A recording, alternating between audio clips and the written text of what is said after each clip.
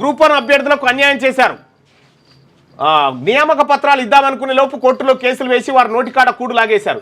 వారిని నిలదీయండి. సాంఘిక సంక్షేమ గురుకుల విద్యార్థుల ప్రతిభా పురస్కారాల ప్రదానంలో సీఎం రేవంత్ రెడ్డి పిలుపు.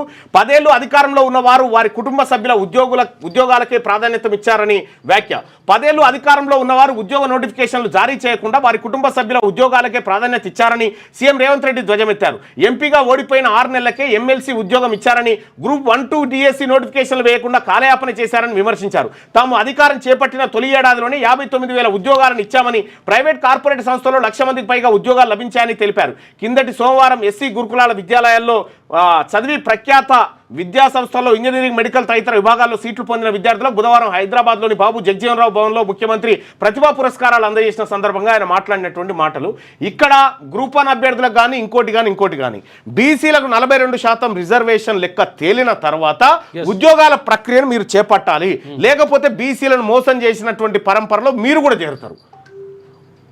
మంత్రులకు సీఎం విందు. ఇన్ఛార్జి మంత్రుల జిల్లాల పర్యటన నేపథ్యంలోనే జూబ్లీహిల్స్లో తన నివాసంలో ముఖ్యమంత్రి రేవంత్ రెడ్డి బుధవారం రాత్రి మంత్రివర్గ సహచరులకు విందు ఇచ్చారు.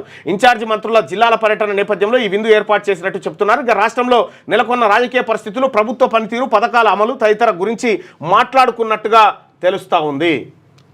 లేటెస్ట్ న్యూస్ తెలుగు మరియు ఇంగ్లీష్ అప్డేట్స్ కోసం ఇప్పుడే క్యూన్యూస్ అఫీషియల్ యాప్ ని ప్లే స్టోర్ నుండి డౌన్లోడ్ చేసుకోండి. సరికొత్త సమాచారాల కోసం క్యూన్యూస్ వెబ్సైట్ ని ఫాలో అవ్వండి. ఛానల్లో ప్రాంతీయ, జాతీయ, అంతర్జాతీయ వార్తలు వీక్షించండి.